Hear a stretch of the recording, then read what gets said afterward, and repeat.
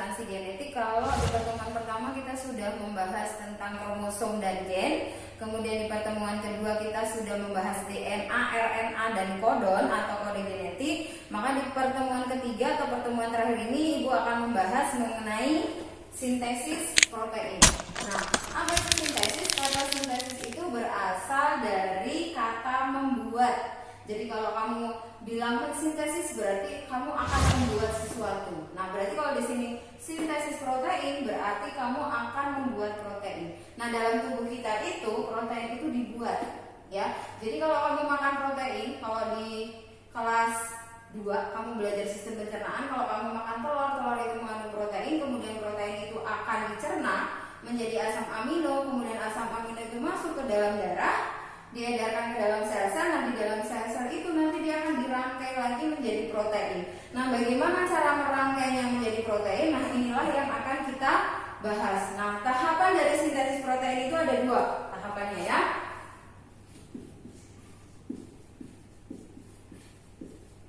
Oke, tahapan yang pertama itu disebut dengan transkripsi. Ya, kemarin Ibu sudah jelaskan apa itu transkripsi. Ada yang masih ingat? Transkripsi itu adalah pengkopian DNA menjadi RNA. Nah, RNA kemarin kita juga sudah bahas ada 3 macam. Ada RNA duta atau RNA messenger, ada RNA-T, dan ada RNA-R. Kemarin juga kita sudah bahas apa itu fungsinya RNA-D, apa fungsinya RNA-T, apa fungsinya RNA-R. Nah, jadi kalau untuk sintesis protein, ya, yang akan dibentuk itu adalah RNA-D. Ya, itu juga sudah jelaskan kemarin bahwa RNA-T dan RNA-R itu akan selalu dibentuk untuk persiapan untuk sintesis protein. Jadi yang dibentuk mendadak adalah RNA-D, gitu ya. Nah, kemudian tahapan yang kedua itu disebut dengan translasi. Ya, translasi itu adalah proses penerjemahan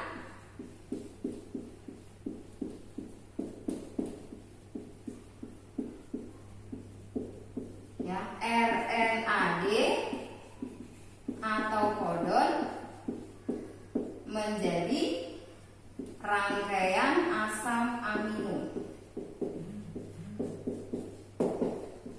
Nah, rangkaian asam amino inilah yang disebut dengan protein. Itu ya. Nah, di tahap translasi itu ada 3 tahapan. Ya, tahapan 3 tahapan. Tahapan yang pertama itu namanya adalah inisiasi. Ya. Kemudian tahapan yang kedua itu adalah elongasi. Tahapan yang ketiga itu disebut dengan terminasi. Nah, apa itu tahapan inisiasi? Inisiasi itu berarti tahapan awal atau tahapan permulaan. Nah, tahapan awal ini atau tahapan permulaan ini dimulai oleh kodon start. Kodon start itu cuma 1, A, U, G. Jadi, misalkan ya, saya contohkan ya.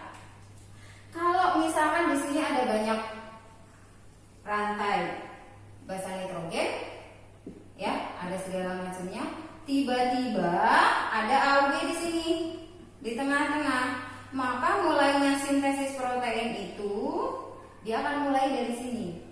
Jadi dia nggak akan mulai dari sini. Jadi dia akan mencari di mana itu kodon startnya. Mulailah dia dari situ. Jadi nanti kalau saya kasih soal sepanjang ini rantai DNA, kemudian saya taruh AUG di tengah, maka kamu harus memulainya dari tengah, bukan dari ujungnya. Ingat, patokannya bukan ujung, tetapi harus kamu ingat kodon startnya yaitu AUG. Nah, kemudian kalau elongasi, elongasi itu adalah pemanjangan bahasa Indonesianya. Nah, artinya adalah penerjemahan kodon-kodon yang lain.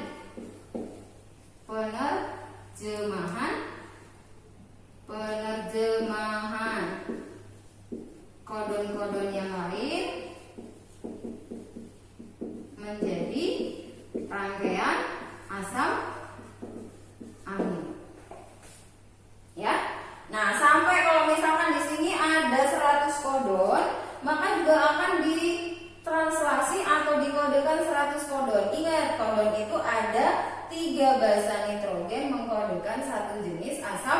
amino. Gak boleh lupa, tapi ingat bahwa kodon-kodon itu gak harus kamu hafalkan. Nanti di soal pasti akan dikasih kodenya apa, ya nggak usah dihafalkan. Tapi kalau AUG kamu harus hafal ya, cuma satu doang kan.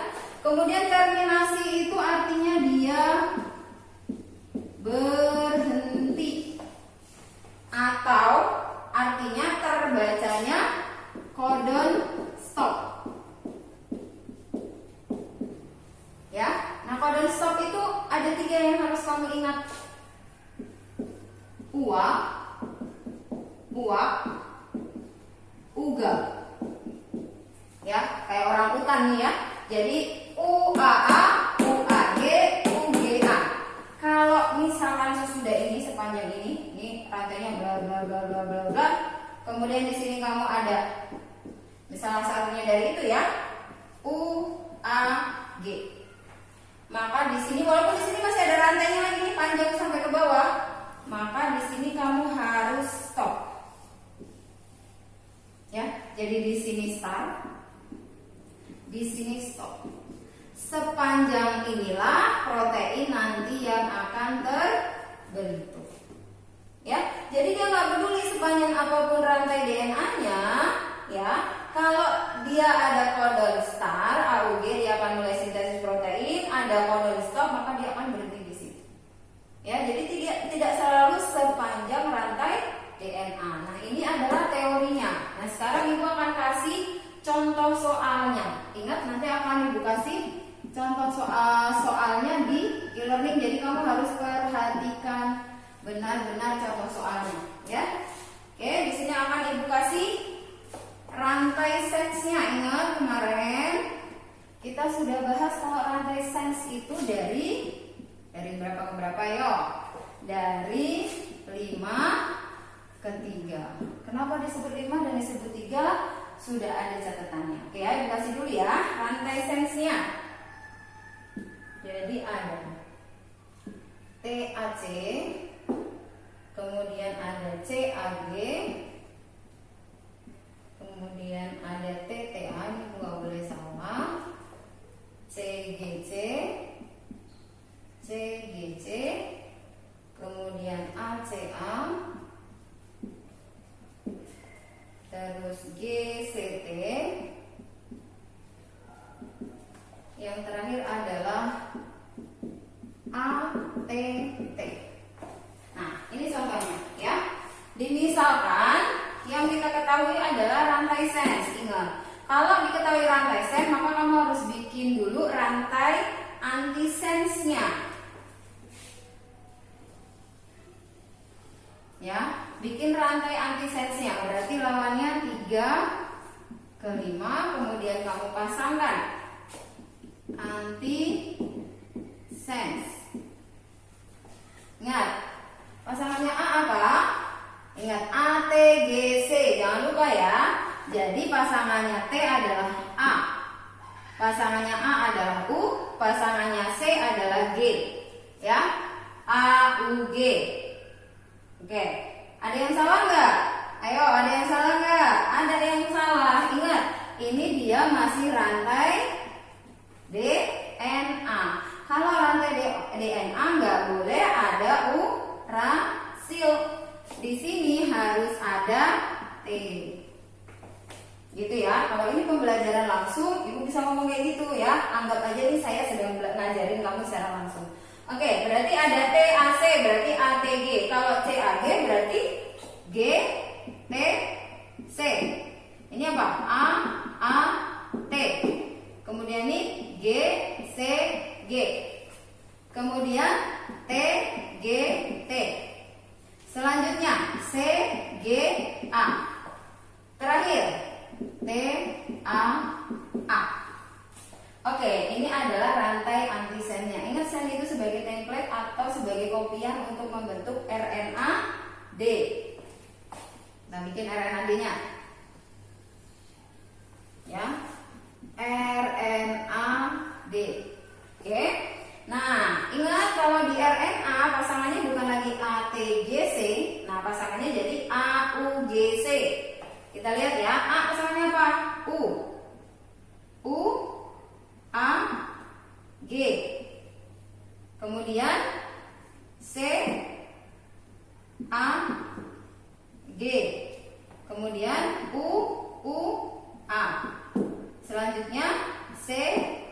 G, C. Terus A, C, A. Selanjutnya G, C, U. Terakhir U, A, A. Ya, T, A, C, A, T, G. Ini harusnya U, A, apa nih? Kondor lestarnya itu A, A, U, G. Di sini harusnya kalau dia A, U, G, berarti di sini apa? T. Nih biar ini ya, biar pas. T, A, C. Kalau di sini T, A, C, berarti di sini antisetnya adalah A, G, C. Di sini A, G, C. Nah, biar pas ya, kodon start dan terakhirnya kodon stop. Oke. Selanjutnya sudah terbentuk RNAD, kamu bikin dulu RNAT-nya. Pakai apa nih? Pakai yang hitam aja ya. Oke, bikin RNAT-nya. Tapi ini tergantung soal ya. Ingat bahwa RNAT kemarin itu bentuknya seperti daun semanggi. Tetapi ibu di sini nggak kasih seperti daun semanggi karena repot kan, harus gambar satu-satu daun semangginya. Nah di sini ibu gambarkan aja garis lurus sama dengan RNAD. Tapi pada kenyataannya ingat seperti daun semanggi. Ini supaya lebih memudahkan saja. Nah ingat bahwa pasangan dari RNAD itu adalah RNAT atau pasangan dari kodon adalah antikodon. Ya, kita pasangkan RNAT-nya. Berarti pasangannya A adalah U, A, C, G, U, C, A, U, G, C, G, U, G, U, C, G, A. Terakhir adalah A, U, U. Jadi kalau misalkan ditanya RNAT-nya, maka kamu sebutkan ini pasangannya dari RNAT. Terus langkah terakhirnya adalah kamu menentukan asam aminonya. Ya, asam aminonya boleh kamu tulis di bawahnya sini atau boleh kamu tulis di nempel di RNAD-nya. Nah, sekarang kita lihat. Ingat bahwa RNAD untuk diterjemahkan menjadi asam amino itu tidak perlu harus dihafalkan karena ibu akan selalu sediakan kotak untuk dia kodonnya. Nah di sini AUG itu mengkodekan metionin, kemudian CAG mengkodekan valin, UA itu asparagin, ASN, kemudian GCG itu adalah alanin. Selanjutnya adalah cystidin, ya. Yang selanjutnya adalah arginin. Yang terakhir ingat di sini UAA itu adalah kode stop atau kode untuk dia berhenti. Nanti rantai amino rantai DNA-nya akan terputus, terbentuklah rangkaian asam amino atau rangkaian protein. Nah ini adalah cara singkatnya. Cara susahnya. Nah, cara susahnya ini. Ibu akan jelaskan bagaimana awalnya dari transkripsi. Ini kan transkripsi ya, prosesnya di sini ya. Nah, proses di sini adalah transkripsi. Proses di sini ya, proses penerjemahan ini disebutnya adalah translasi.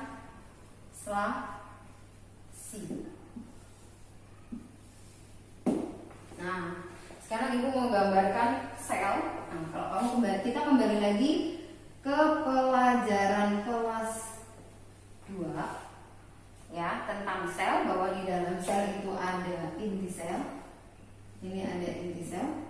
Kemudian ini ada sitoplasma. Ya, di dalam inti sel ada DNA. DNA-nya rantai ganda. Ceritanya begitu ya. Nah, kemudian dia akan ambil ini satu rantai itu untuk membentuk RNAD. Terbentuklah di sini RNAD.